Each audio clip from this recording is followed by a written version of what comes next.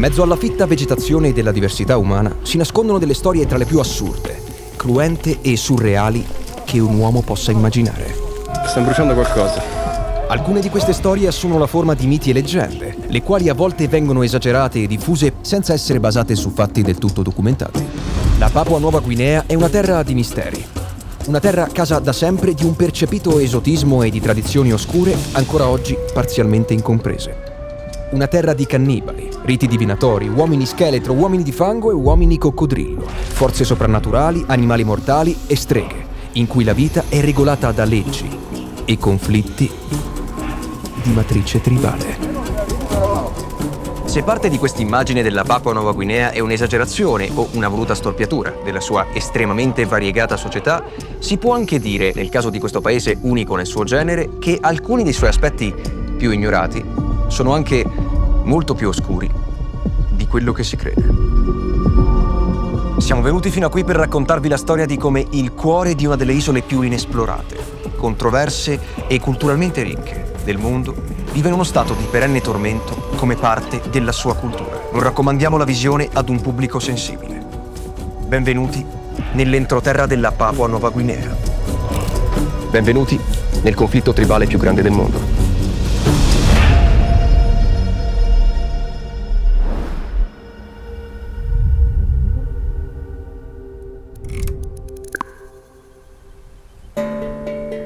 La Papua Nuova Guinea è un paese di contrasti difficili, incredibili, a volte incomprensibili, a volte intollerabili.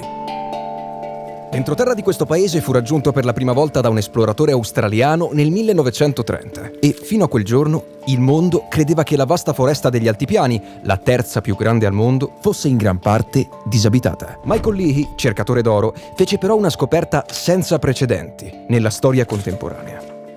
L'entroterra della Nuova Guinea, l'isola allora divisa a metà tra australiani e olandesi, non solo era abitato, ma era abitato da milioni di persone. È ragionevole pensare che quei popoli, estremamente diversi tra loro e sparsi su un'area più grande di tutto il territorio nazionale italiano, pensassero di essere gli unici esseri umani esistenti al mondo, oppure che la loro stessa idea di mondo ruotasse attorno a ciò che li circondava direttamente, miti e leggende su un passato lontano e rapporti con forze soprannaturali. In quel mondo bastava attraversare un fiume o valicare delle colline per essere in una terra aliena e pericolosa, dove si parlava una lingua completamente diversa dalla propria, incomprensibile. L'uomo bianco arrivato improvvisamente da dietro le montagne era uno spirito terrificante, un tumbuna o antenato, un morto della comunità tornato in vita forse per vendicarsi o forse per portare con sé un messaggio per i vivi. Il mondo conosciuto stava finendo e 1930 anni dopo, la nascita di un tumbuna molto famoso che gli altri tumbuna chiamavano Jesus, di mondo ne stava iniziando uno radicalmente nuovo.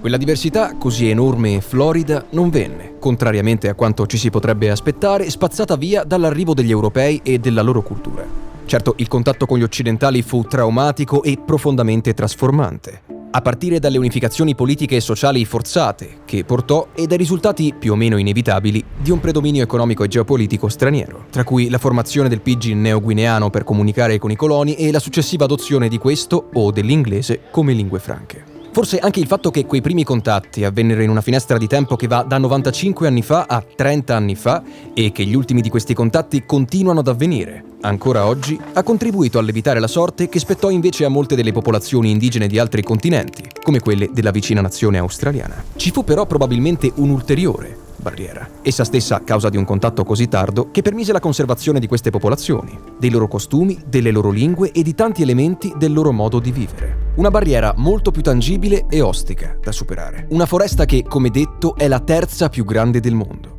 e che, anche a causa delle altitudini elevate e della conformazione dei terreni, risulta essere ancora oggi una delle più impenetrabili che esistano.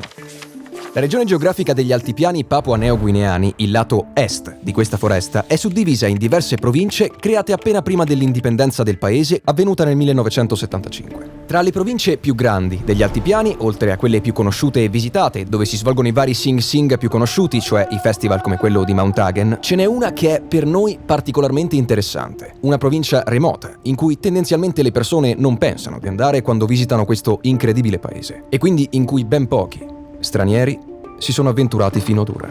E temo che questo non sia un caso. La provincia di Enga. La provincia di Enga è tra le province più popolose della Papua Nuova Guinea, con circa 500.000 persone che vi abitano, prevalentemente in villaggi nella giungla e in pochi, piccoli centri urbani siti lungo l'unica strada principale, che la taglia da est a ovest.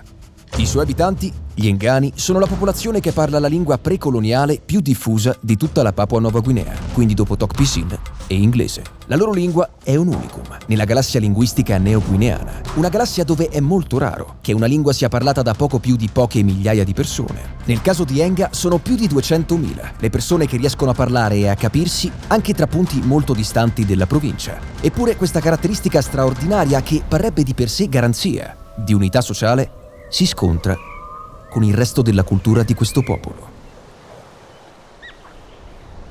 È proprio questa insolita uniformità etnica e linguistica degli Engani a definire il peso specifico molto alto di questa popolazione e di questa provincia all'interno dello scenario geopolitico di questa sconosciuta parte dell'Oceania. Ma la provincia di Enga in particolare non ci interessa, solamente per questo. Quello che caratterizza questa remota parte del paese è infatti la storica propensione allo scoppio di conflitti intertribali che vedono diversi clan, famiglie e interi villaggi massacrarsi a vicenda, in una catena di omicidi, attacchi coordinati e violenze che possono durare anche per anni. Le ragioni di questi conflitti sono molto complesse ed esistono su scale differenti, a partire da dispute per il controllo di un singolo villaggio o territorio, passando per interessi politici e arrivando al controllo delle risorse naturali, tra cui abbondanti riserve di petrolio, oro e gas.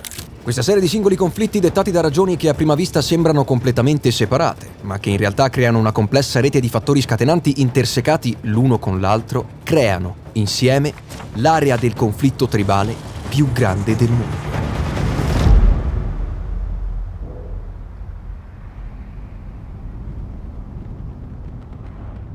Realizzare questo documentario è stata un'impresa. I luoghi in questo video sono luoghi in cui, per quanto il resto della Papua Nuova Guinea per noi sia stato effettivamente sicuro, non vi consigliamo di andare per nessun motivo.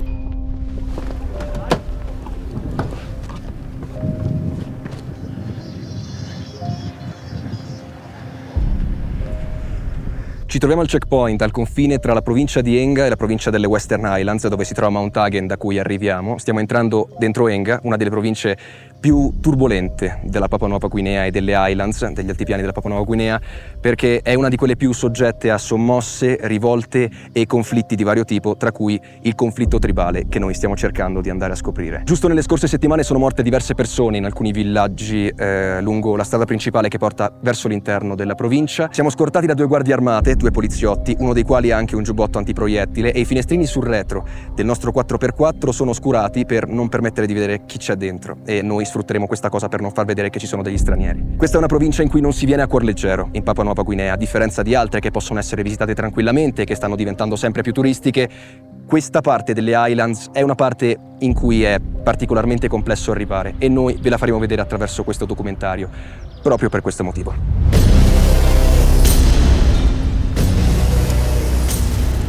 Mano a mano che ci addentriamo nella provincia di Enga, le strade si fanno sempre più dissestate. Le distanze qui sono molto più lunghe di quello che appaiono su carta e mappe satellitari, e dove il manto stradale permette di andare più rapidi, conviene farlo, per evitare incontri indesiderati.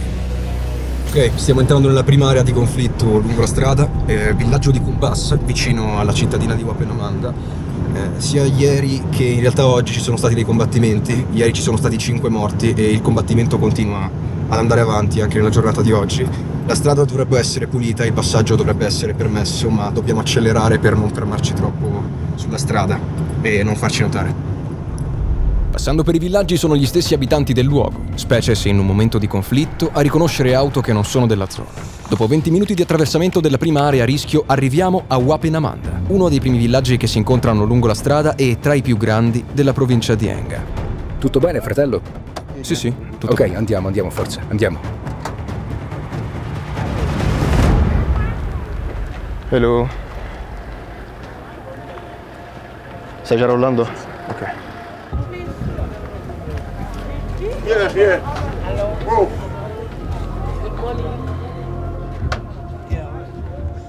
Quando un conflitto scoppia vicino all'unica arteria stradale disponibile, la provincia diventa paralizzata per alcune ore, se non anche giorni o settimane.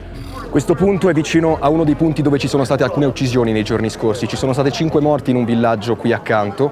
Possiamo fermarci molto poco in questa zona per questo motivo. Si è creato un posto di blocco che hanno fatto in maniera posticcia con dei sassi per non permettere alle macchine di passare. Oggi la situazione sembra essere ok, però comunque per questioni di sicurezza dobbiamo essere abbastanza veloci e cercare di non dare nell'occhio, anche se oramai si sono già tutti accorti di noi. Rocce oppure tronchi di albero, tutto quello che si è potuto trovare per impedire il passaggio dei veicoli, che poi vengono rimosse e viene fatto ripassare tutto. Vorrei sapere, ieri ci sono state delle uccisioni qui, per il conflitto tribale, è giusto? Sono state qui vicino? Vicino a questo villaggio? Sì, questo villaggio. Ah, Uno là da quella parte e un altro di là, in quest'area, verso la foresta. ah, nella foresta? No, non nella foresta, ma a 30 metri di là. 30 metri? Ok, è vicino. Sì, vicino. Sì, Quante persone sono morte? 2. 2, 3. 2 o 3? Ok.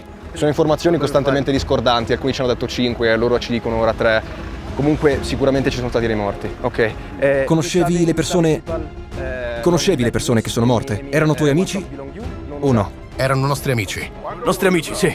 nostri compagni di clan, uomini della nostra I tribù. vostri compagni di clan? Sì. Ok. 2 morti. 2 dei nostri uomini sono morti qui, le nostre case sono state bruciate. Capisci quello che ti sto dicendo? Sì, sì. Ok, ma noi abbiamo tutti i nostri servizi in questa zona. Ospedale, scuole, eccetera. Questa è la nostra area delle commissioni, diciamo. Noi stiamo prendendo il controllo della situazione perché gli Yakuman... il mio clan è gli Yakuman. Siamo Yakuman qui.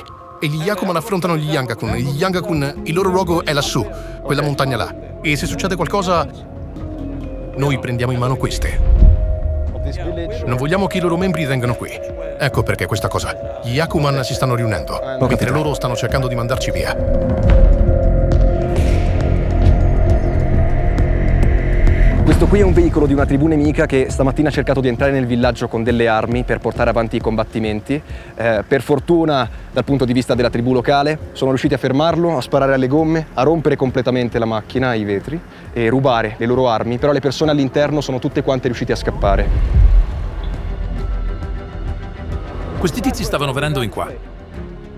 E c'era anche un'altra auto che veniva da quest'altra parte. Mentre loro facevano il sorpasso, si sono andati a schiantare. Sono rimasti tramortiti. Se fossero arrivati alla pompa di benzina laggiù, avrebbero potuto uccidere un sacco di Decine persone. di persone. Pensi che la situazione migliorerà nelle prossime settimane? Ah, sì, si calmerà. Si calmerà. Si calmerà. Noi non vogliamo problemi. Si calmerà. Noi non vogliamo problemi. Quindi questa casa è bruciata ieri o prima? È stato un combattimento recente. È stato un combattimento recente. Questi sono i resti della capanna che è bruciata nel fuoco. Ok. Là, laggiù, anche là. Chi viveva qui? A chi appartiene questa casa? Di tutti voi, tutti quanti voi, ok? Quello che sta provando a dirti è che la signora è qui, ma l'uomo, il marito, è morto? è morto. Cioè, suo marito? Ok. E per questo è da sola ora. È vedova. È vedova.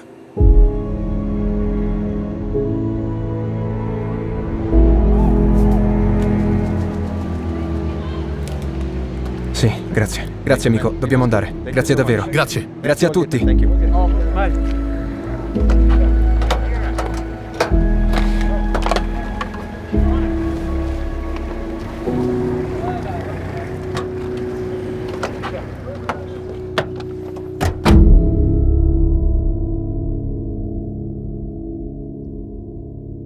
Riusciamo a superare la prima zona di conflitto nell'area del villaggio di Wapenamanda sani e salvi. E capiamo che per alcuni, qui, la nostra presenza è indesiderata. Siamo, ufficialmente, all'interno dell'area del conflitto tribale più grande del mondo. Di fronte a queste situazioni, la prima domanda che viene da porsi è: perché? Che cosa può innescare un conflitto di questo tipo tra diversi clan? La risposta, anzi, le risposte, perché sono 3, potrebbero quasi sembrare una battuta, dal nostro punto di vista.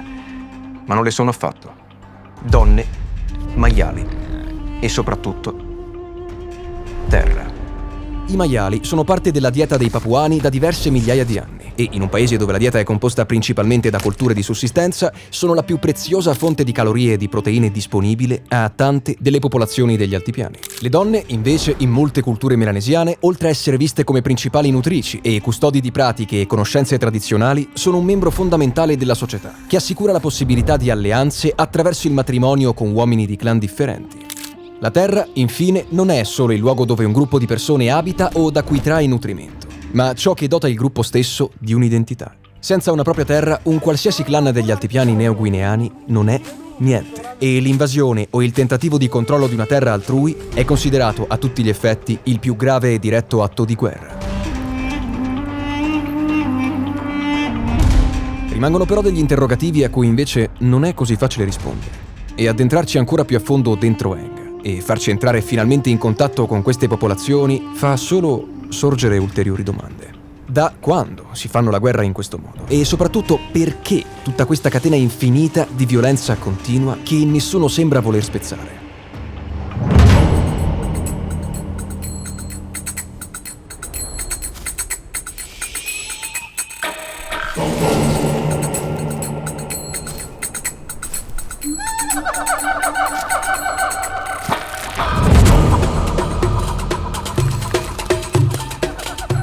Questi conflitti sono documentati sin dai primi contatti degli esploratori europei con questi popoli, nel caso delle Highlands avvenuti meno di 100 anni fa.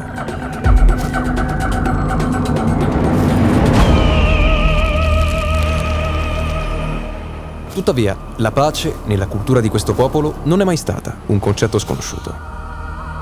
Un tempo ci vestivamo così, ma oggi ci dipingiamo solo la faccia, per andare a combattere.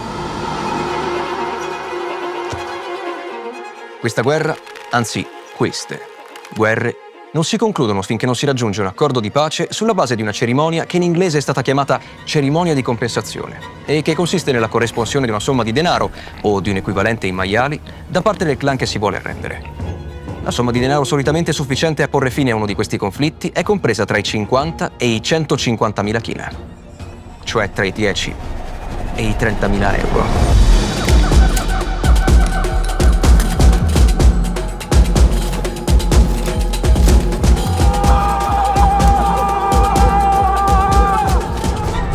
Quando dobbiamo andare a ricevere una compensazione, allora ci vestiamo in questo modo.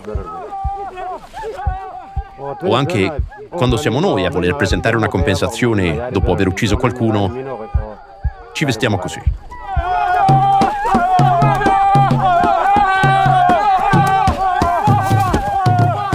Il dominio australiano fu uno dei pochi periodi storici documentati in cui si riuscì a creare una situazione di conveniente ordine tra gli abitanti degli altipiani, riducendo quindi le violenze.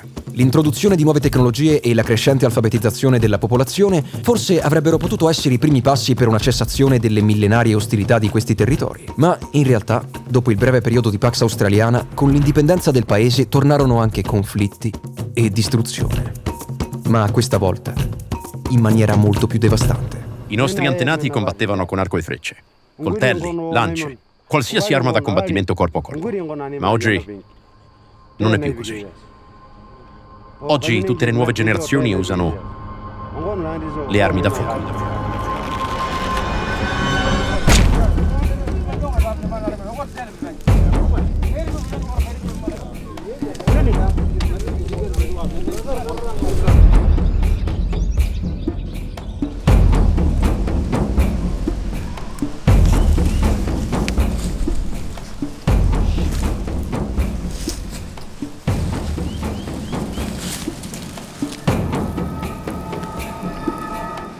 Capire da dove arrivino tutte le armi di cui queste persone dispongono, una grande quantità, è uno degli aspetti più difficili di questo insieme di conflitti. Contrabbando da parte della polizia, contrabbando dall'Indonesia, contrabbando da parte di malavitosi cinesi di Port Moresby. Le possibili origini sono tante. Una cosa però è certa: le armi e le munizioni che entrano e circolano nel paese non lo fanno in maniera legale, e quando vi entrano non finiscono per essere ad uso del governo nazionale. Ogni proiettile che viaggia silenziosamente nelle paludi, sulle coste tropicali e nella giungla di quest'area geografica è destinato ad essere usato in questo conflitto.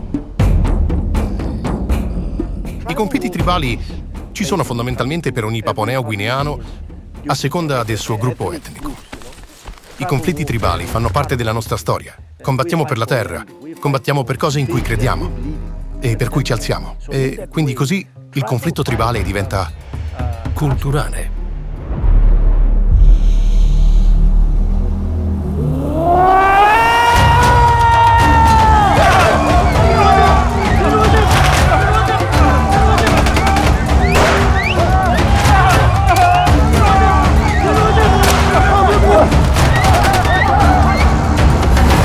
Tutte le scene di combattimento che vedete in questo documentario sono una ricostruzione. Il motivo di ciò è semplice. In questa provincia continuano ad oggi a combattersi battaglie che hanno esattamente le stesse dinamiche di quelle che abbiamo cercato di mostrarvi. Tuttavia, se ci inserissimo davvero in una di esse, potremmo lasciarci le penne.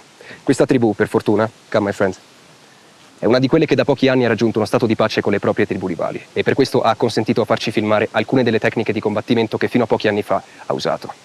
Tuttavia, nella provincia di Enga e nelle Highlands, il conflitto tribale continua. Thank you, man.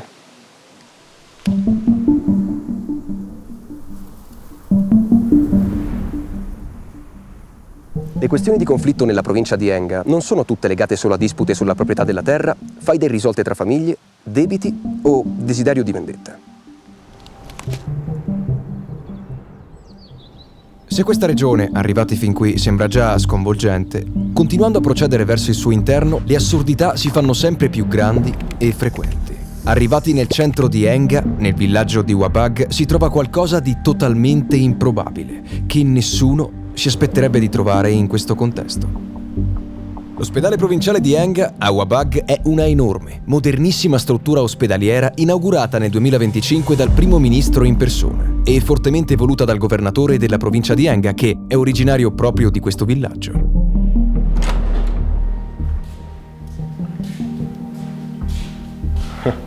Quante persone ricevete al giorno? In media? 150 pazienti al giorno. Ok. E vengono tutti da Wabag? Sì, vengono da Wabag. Questo è l'ospedale più nuovo in PNG. E mi hanno anche detto che è il più grande. Sì, è il più grande. Voglio dire, è stato messo su tutte le news internazionali. Anche all'estero conoscono questo ospedale. Il Parlamento, il nostro governo, hanno messo tutte le news su internet e tutti conoscono questo ospedale. Perché l'hanno costruito proprio nella provincia di Enga in particolare? Perché è una regione degli altipiani. Perché non l'hanno costruito a POM, a Port Moresby? Beh, il nostro governatore provinciale è un uomo molto bravo, sai. Il bagliore che si riflette su questa cattedrale nel deserto, o meglio, ospedale nella foresta, proviene da una fonte non visibile all'occhio umano, nascosta sotto la vegetazione, ma che si trova sempre proprio in questa regione. A Porghera, nel cuore profondo della provincia di Enga e della Nuova Guinea, a più di 600 km a nord-ovest della capitale Port Moresby, si trova una delle miniere d'oro più ricche di tutto il paese, tra le 10 più ricche del mondo intero. La miniera è stata riaperta ufficialmente a fine 2023, innescando, come era prevedibile, date storie analoghe in Papua Nuova Guinea, una serie di azioni di guerriglia da parte della popolazione locale, che non tollera l'uso del proprio territorio senza poterne decidere le condizioni e senza beneficiare più di tanto da ogni tipo di attività estrattiva. È proprio questa miniera d'oro in fondo alla provincia a essere la meta originaria di questo documentario. La miniera è operata da una joint venture che include privati cinesi e nordamericani. Il mega ospedale di Wabag non si è certo costruito con soldi paponeo-guineani, ma con soldi cinesi. Molto più tardi, dell'oro e di altri minerali, nel mirino di cercatori australiani sin dal loro arrivo sull'isola, anche petrolio e gas vennero scoperti negli altipiani, ma li furono solo negli anni 80 e le prime condutture entrarono in funzione negli anni 90. Condutture tutt'oggi operate da giganti internazionali dei rispettivi settori come ad esempio ExxonMobil. Anche se la Papua Nuova Guinea è un attore pressoché irrilevante nel mercato del gas mondiale, i suoi export di gas producono il 5% del PIL nazionale e sono quindi fondamentali per la tenuta della piccola economia del paese. I principali giacimenti degli altipiani occidentali della Papua Nuova Guinea sono collegati con Port Moresby attraverso la PNG LNG Pipeline, l'unica infrastruttura che collega gli altipiani alla capitale, non esistendo alcun tipo di strada che colleghi Port Moresby al centro del paese. Eppure, nonostante l'assenza di strade, le persone continuano a riuscire a fuggire da queste province per raggiungere proprio la città, come unico rifugio dai conflitti dei loro villaggi. Abbiamo davvero un sacco di problemi di legalità nella provincia di Enga. Non c'è alcun intervento del governo. È per questo che siamo dovuti fuggire dal mio villaggio nella provincia di Enga e che sono dovuto venire qui, a Port Moresby. Siamo, credo, in 20 qui. Io sono un capo nel villaggio e ora, in questo periodo, vorrei tornarci. Mi piacerebbe tornare al mio villaggio e competere per il ruolo di consigliere, nel consiglio che abbiamo nel villaggio. In questo modo potrei guidare il mio clan e cercare almeno di fermare i conflitti tra clan differenti. La sofferenza negli altipiani non è data solo dalla difficoltà della vita in questi luoghi e dalla minaccia da parte di un clan verso l'altro. Ogni tipo di sofferenza, di violenza e di accadimento, qui, si interseca con una serie di credenze che appartengono ad un piano diverso dell'esperienza di vita umana. Io non penso che sia vera, ma qualche altra famiglia forse ci crede. Gli Engani non pensano che sia vera perché non succede per davvero. La stregoneria non può uccidere un essere umano. In pochi lo pensano, non in tanti. No, perché le persone, se pensi che ci sia, allora succede qualcosa. Ma quando pensi che non sia reale, allora non succede niente. La Papua Nuova Guinea e tutta la regione della Melanesia sono luoghi in cui le credenze magiche e magico-religiose sono vivissime e parte della cultura non di pochi gruppi sociali, ma dell'intera società, nonostante la maggior parte delle persone tenda a nascondere questa cosa con gli stranieri, in particolare con gli occidentali, perché, almeno da quello che mi è sembrato, crede che giudichiamo il loro punto di vista al riguardo. La violenza verso le donne melanesiane è motivata, come dicevamo nel documentario precedente, da fattori culturali di cui si attraccia fin dai primi contatti con queste popolazioni. Tra le ragioni per cui una donna può essere aggredita, perseguitata, torturata e uccisa, però, la più comune in assoluto è l'accusa di stregoneria. C'è una donna e l'hanno accusata di essere una strega, di praticare la stregoneria. Allora lei è corsa dentro l'edificio in cui teniamo al sicuro tutte le donne e loro hanno detto: questa è una strega. Una strega, sì, una strega. Quindi madre è uscita e l'ha portata dentro la casa. Io le salvo tutte, stanno nel mio luogo sicuro. Quindi ha salvato quella donna? L'ha salvata. Sì, puoi andare a vederlo tu stesso nella nostra area. L'ha salvata e ora questa signora sta con Quindi noi. questa signora è stata accusata di essere una strega, Sì. ma non la era per Non la davvero. era, non la era. Non la era. Questa cosa succede spesso anche Sì. qui nella capitale, Sì, a Port esatto. Moresby. Trovare stime affidabili su questo fenomeno è praticamente impossibile, ma sia dalle fonti disponibili che da quanto ci viene raccontato, la pratica della stregoneria qui è molto diffusa e con essa gli episodi di violenza, tortura e omicidi ad essa collegati. Per dare un numero tangibile, anche se potrebbe essere sbagliato, si parla potenzialmente di centinaia di donne uccise ogni anno per questa ragione solo in Papua Nuova Guinea e quindi verosimilmente di altrettante, o poche meno, in altre nazioni melanesiane. Le vittime più comuni sono le donne più anziane, specie quelle senza figli, che in molte culture della regione, se ritenute streghe, si pensa siano in grado di causare la morte di una persona attraverso un incantesimo. Di solito gli obiettivi principali dei loro incantesimi sarebbero i bambini, a cui le streghe sarebbero in grado di rimuovere gli organi interni, spesso il cuore, facendoli sparire e riapparire davanti a sé, per cucinarli e mangiarseli. Nel 1971 il governo papuaneo-guineano passò una legge chiamata Sorcery Act, volta a individuare le differenze tra buona magia e magia fatta con l'intento di arrecare del male ad una persona. La legge, nonostante indicasse esplicitamente che non servisse a confermare né a negare l'esistenza della stregoneria, prevedeva pene detentive fino a 5 anni per chiunque fosse dimostrato che avesse realizzato forme illegali di stregoneria. La legge fu ufficialmente abrogata nel 2013 nel tentativo di ridurre le violenze vendicative o perpetrate per autodifesa da chi si sentisse minacciato da un'eventuale strega o stregone. In effetti, il problema della stregoneria è stato raramente affrontato sul piano giuridico nazionale ed è sempre stato molto più un problema di villaggi e tribunali locali. Mettiamo caso, io penso che un'altra donna abbia praticato della stregoneria. Allora io vado e uccido il suo clan, la sua famiglia? Sì, ci sono alcuni clan che, se pensano di essere stati colpiti da stregoneria, vanno e uccidono tutto l'altro clan. Ma noi Engani questo non lo facciamo. Se una donna muore per essere stata accusata di sanguma, di stregoneria, non c'è alcun tipo di combattimento per questa donna, giusto? Se tutti sanno che quella persona pratica la stregoneria e la uccidono, allora non si combatte. Ma se invece solamente si sospetta e le fanno del male o la uccidono, a quel punto si combatte. La nostra tradizione è così.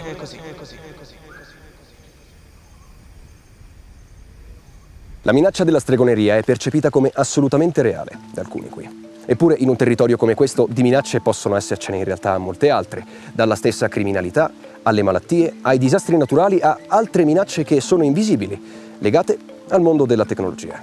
Per proteggersi da esse non serve ricorrere a pratiche magiche, o meglio, anche sì, se si vuole. Però un effetto sicuramente più immediato è dato da servizi come NordVPN, che noi in realtà usiamo spesso, soprattutto durante viaggi impegnativi come questo, e che, guarda caso, è anche lo sponsor di questo video. NordVPN ci accompagna ovunque andiamo, essendo la VPN numero 1 per la propria navigazione online, sia professionale che personale. Una VPN come Nord è utilissima infatti sia che viaggiate spesso all'estero che nella vostra navigazione domestica. La protezione data da NordVPN impedisce che, cliccando su una pagina che risulti essere pericolosa, i vostri dati personali, password e dati bancari vengano visualizzati e rubati da malintenzionati o anche da organizzazioni criminali. Dubito che i combattenti dei clan nella foresta della Papua Nuova Guinea possa interessare dei vostri dati personali, ma comunque vi proteggete anche da loro nel caso. Con Threat Protection Pro, infatti, NordVPN vi protegge da qualsiasi tentativo di phishing e la funzionalità del Dark Web Monitor vi avvisa anche se la vostra identità e altri dati sensibili dovessero essere finiti nel Dark Web. Ci vuole veramente poco per hackerare i dati di un dispositivo connesso ad una rete Wi-Fi pubblica o ad una rete di cui molti sanno la password e che abbia un protocollo di sicurezza scarso, come ad esempio nel caso di alcuni aeroporti, ristoranti, hotel o anche quelle poche reti di hotspot in condivisione con altre persone in un villaggio nella foresta. Se volete approfittare dell'offerta speciale di NordVPN riservata solamente a voi, cliccate sul link in descrizione. Ora noi andiamo a ripararci da una minaccia da cui purtroppo NordVPN tra le sue varie funzionalità non può proteggerci, ovvero l'imprevedibile meteo tropicale della terza giungla più grande del mondo.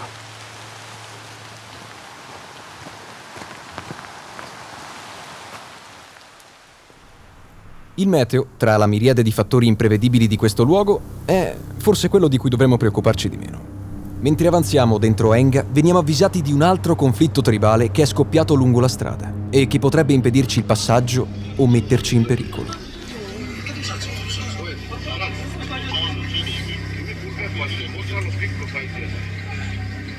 Questo era ieri? Sì, è ieri.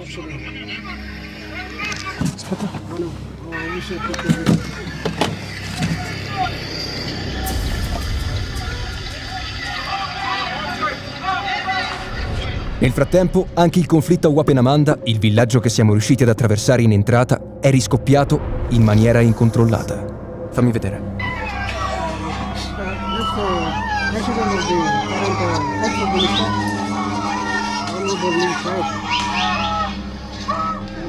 Quello è Wapenamanda. Si contano ormai da diversi giorni morti sulla strada e quindi l'unica via d'uscita dalla provincia è completamente bloccata. Non c'è alcuna prospettiva di intervento da parte della milizia nazionale né alcuna garanzia di riapertura delle strade. Non possiamo né andare avanti né tornare da dove siamo venuti. Siamo a tutti gli effetti bloccati nella provincia di Enga, in mezzo a due poli di conflitto.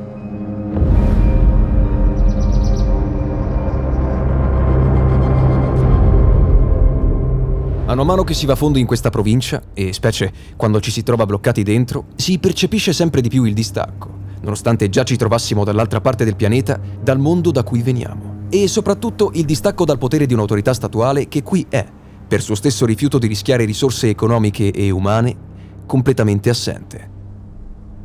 In questo vuoto di potere politico, dove domina solamente la forza, un potere ed una forza di tipo diverso trovano, in maniera interdipendente, terreno fertile per crescere. Vengo da un paese che ha un numero differente di religioni. Quindi venire qui è più una sorta di paradiso, nel senso che tutti capiamo una sola lingua, che è la lingua del Vangelo. E il cristianesimo decisamente ha una forte influenza nel cambiamento o nella plasmazione della mentalità delle persone. Non direi che il cristianesimo da solo è la soluzione, ma quello che intendo è concepire la spiritualità come il centro della vita, piuttosto che la religione in quanto tale, cioè solamente i rituali, ecco. La Papua Nuova Guinea, anche se potrebbe non sembrare dalla forte e palpabile presenza di credenze tradizionali, è una nazione a maggioranza cristiana. Una maggioranza, a dire il vero, schiacciante. Con più del 95% della popolazione che si professa aderente ad una denominazione cristiana di qualche tipo, di cui più del 50% protestante ed il 25% cattolica, la nazione si è dichiarata ufficialmente cristiana con un emendamento alla propria Costituzione apportato a marzo del 2025, divenendo il paese costituzionalmente cristiano più recente del mondo. L'ultimo viaggio intercontinentale di Papa Francesco fu proprio qui, ed il conclave che portò all'elezione di Papa Leone XIV vide per la prima volta la presenza di un cardinale elettore papua-neo-guineano, voluto proprio da Francesco. Anche se la violenza sta arrivando anche qui in questo posto, le guide della nostra comunità stanno costantemente ricordando alle persone che qui abbiamo una nuova scuola superiore, un istituto di formazione, una scuola elementare, un centro medico, e tutto questo può esserne colpito se entriamo in uno stato di violenza. Quindi dobbiamo tenerla alla larga. E il cristianesimo sicuramente può influenzare e sta influenzando. E recentemente il vescovo della nostra diocesi e la Caritas stanno facendo un sacco di lavoro in giro, provando a concentrarsi su quest'idea che quando è troppo con la violenza. Facciamo un cambiamento. Dio ha mandato suo figlio, che ci ha mostrato il suo amore, e allora anch'io devo mostrare amore alle persone, attraverso le mie parole e azioni. E se questo accade, credo che sia la paura ad essere all'origine di tutto questo. Ad essere all'origine di queste storie. La stregoneria, eccolo è lui, no è lei, e cose come queste.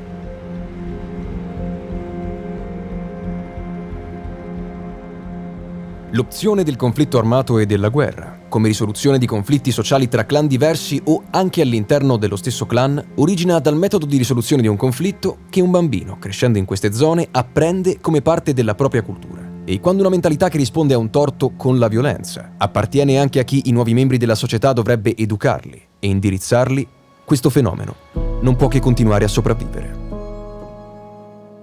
Ok, la mia comunità ha iniziato ad affrontare questo problema nel 2009. 2009. Quindi dal 2009 ad oggi abbiamo solo combattuto.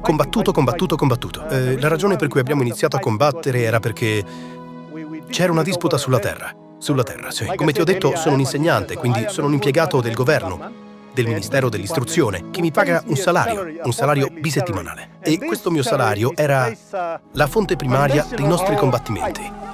Attingevamo sempre dal mio salario per comprare munizioni, armi, alimentavamo così il conflitto. Quindi tu stesso hai preso parte ai combattimenti e hai combattuto contro clan rivali in passato? Sì, ho combattuto.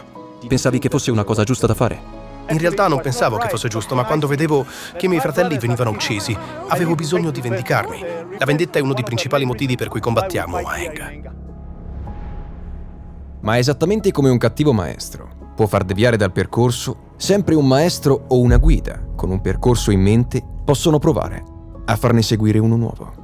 Il gruppo della Caritas della nostra diocesi ha alcune persone che sono dei volontari che sono stati combattenti in passato. Loro stessi prendono l'iniziativa di andare a parlare con le persone, dicendo «Io sono stato questo», così le persone capiscono meglio, piuttosto che da qualcuno che arrivi dall'esterno e dica loro queste cose. I conflitti ci hanno portato in una situazione senza via d'uscita.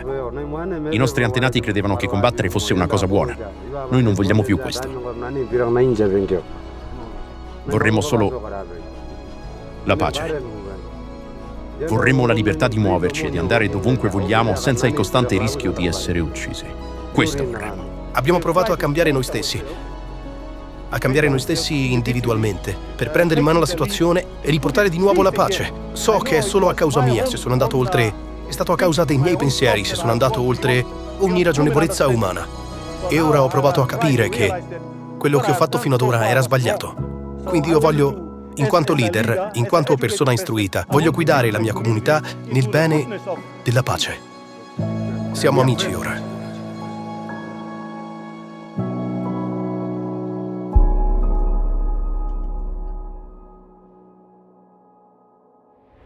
Dopo aver realizzato queste interviste, ci troviamo a un bivio. Capiamo che non possiamo arrivare alla miniera d'oro di Porghera nei pochi giorni che ci rimangono a disposizione, ma al tempo stesso non abbiamo in questo modo completato le riprese per il documentario. Dobbiamo decidere se tentare di andare avanti o tentare di tornare indietro. In ciascuno dei due casi, il successo non è garantito. La scelta, per quanto potrebbe sembrare ovvia, non è così facile. I fattori in gioco sono troppi, complessi ed imprevedibili.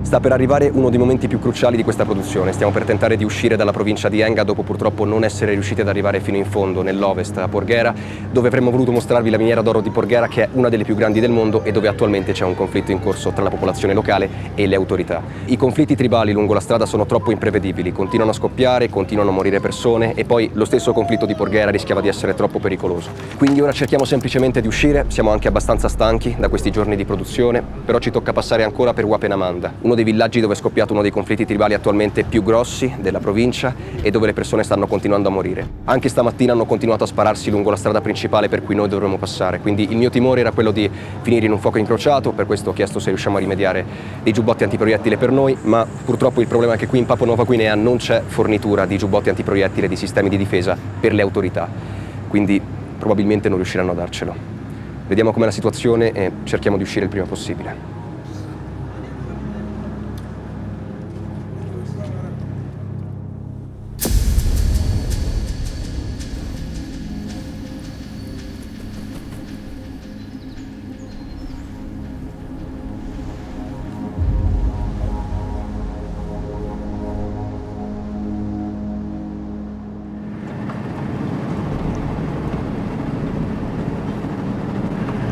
Comunque c'è gente per strada, quindi mi sembra... Ciao. Che hanno detto? Stanno ancora combattendo, ma la strada è accessibile. Hai ricevuto l'aggiornamento? Sì. E che ti hanno detto? Il combattimento è ancora in corso. A Wapenamanda cercheremo di passare in fretta. Sì, sì.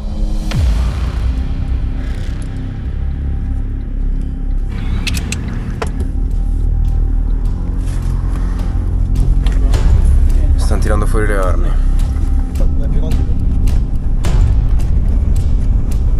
That way.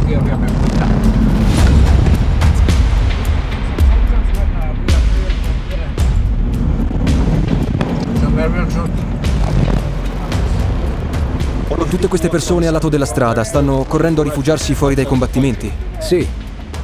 Queste sono le comunità di villaggi vicini.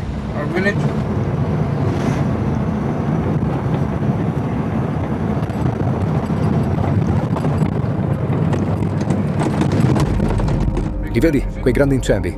Guarda qui. Guarda, li vedi? Li vedi? Oh mio Dio. Sta bruciando tutto. Sì. Quella lì è la Warzone. Vedi? Gli uomini sono lì con armi da fuoco potenti. Macete. Qualunque arma riescano a usare. Stanno bruciando tutto. Stanno bruciando tutto. Lo vedi? Il blocco stradale là sulla strada. Jack. Questa è Warzone. Guarda.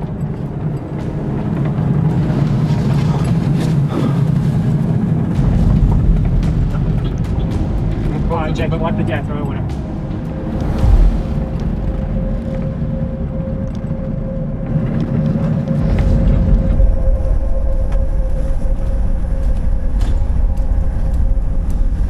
Stiamo passando a tutti gli effetti per la Warzone, non possiamo ovviamente aprire i finestrini per cercare di fare delle inquadrature migliori, quindi sarà tutto fatto in maniera rapida da dentro la macchina.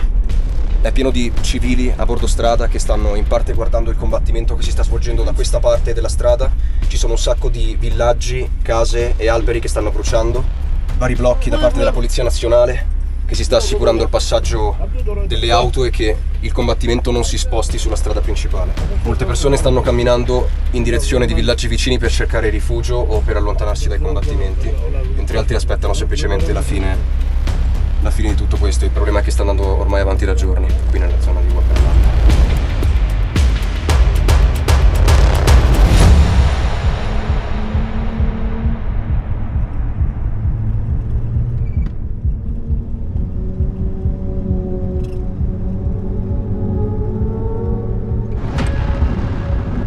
Questa è la polizia di Mount Hagen. Ok. Sono venuti per essere sul campo. Dove siete diretti? Portiamo 2 Whiteman, italiani. Ok, noi procediamo sulla strada allora.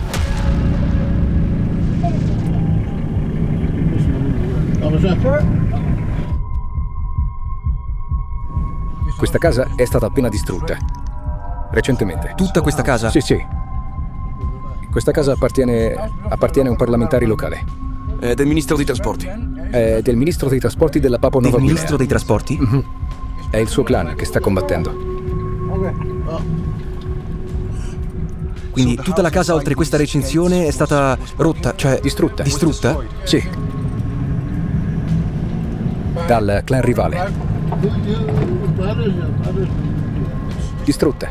L'hanno bruciata tutta. Era una proprietà che valeva milioni di kina. Bruciata, distrutta per questo conflitto tra clan. Cazzo. Guarda. Il minuto prima è tutto ok, il minuto dopo tutto andato.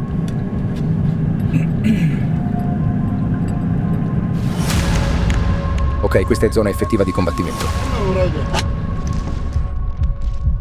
Ok. Vai. Ci siamo.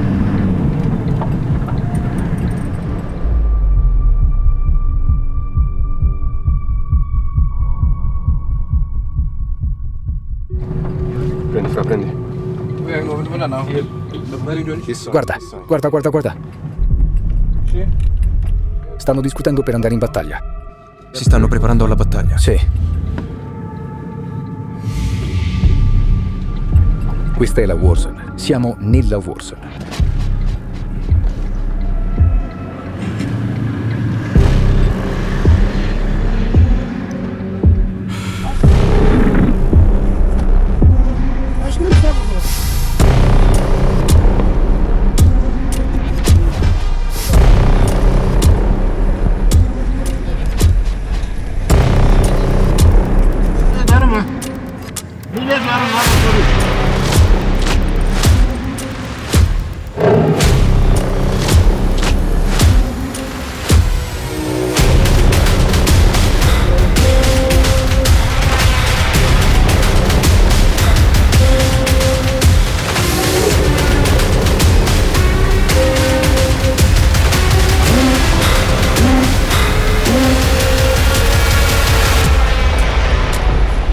Il combattimento è vicino, ma ci sono dei posti di blocco e la strada è sicura.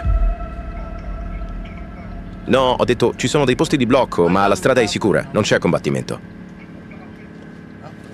Ok, capo.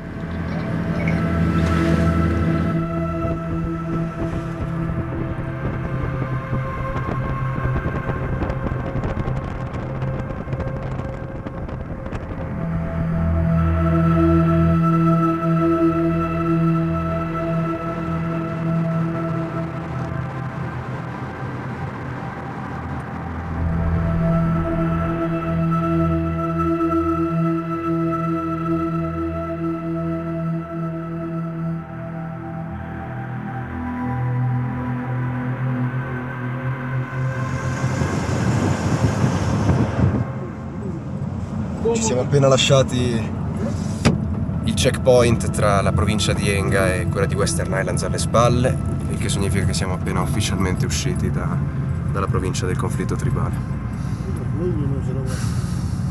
Ce l'abbiamo fatta.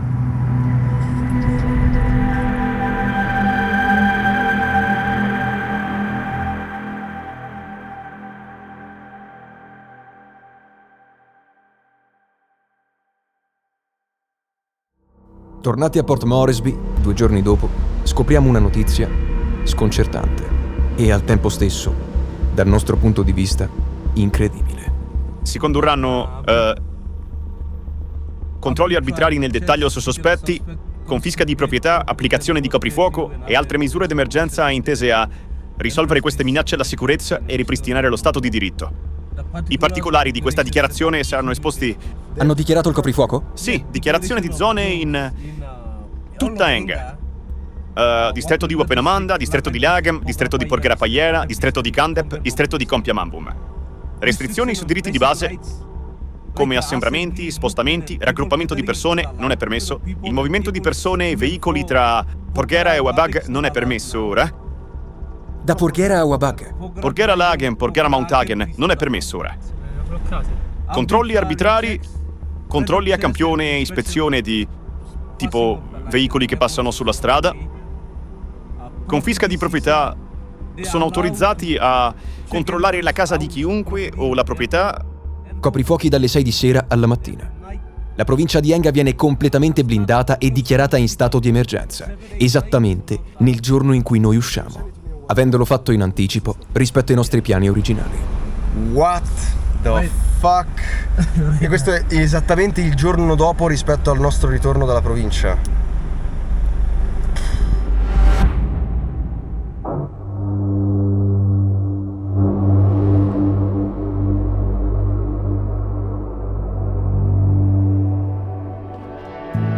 L'unico strumento del cervello di noi umani per affrontare la dura verità di un conflitto che appare ineluttabile anche nel prossimo futuro, o almeno l'unica reazione del cervello umano che abbia la possibilità di produrre con efficacia un cambiamento, è la speranza. La speranza verso un seme che potrebbe avere sopra una croce cristiana o un uccello del paradiso, lo splendido simbolo nazionale di questo incredibile paese. Un seme che potrebbe essere bianco e splendente come il sorriso di un bambino o nero e morbido, come le sue palpebre ed il dorso delle sue dita. Quanti uomini sono morti? Migliaia. Migliaia di morti. E non vogliamo più che questa cosa accada ancora. Volete una vita pacifica? Sì, noi vogliamo la pace qui. Da dove venite? Dall'Italia. Italiani. Piacere di conoscerti. Amico mio. Benvenuti, benvenuti. Grazie mille. Il mio nome è Peter Kundali e... Peter, ok. Peter Kundali. Piacere di conoscerti, Peter.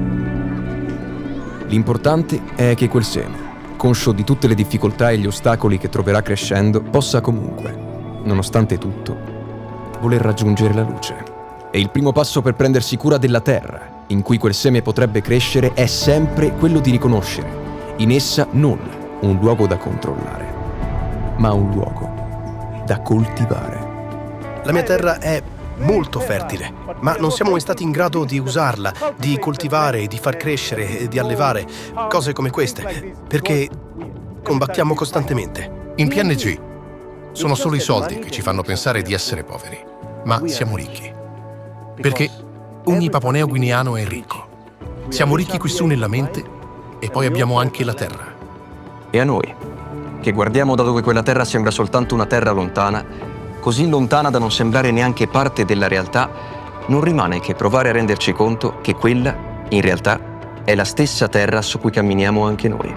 E che su di essa esistono luoghi diversissimi, inaspettati, a tratti spaventosi, ma anche semplicemente sbalorditivi, che ci permettono di avere l'enorme privilegio di mettere in discussione la nostra posizione su questa terra, guardando ad essa da un punto di vista letteralmente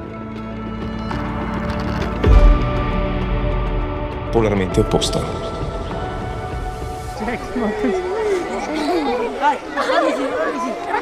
Correte piano, correte piano. Vai, passa. Bye.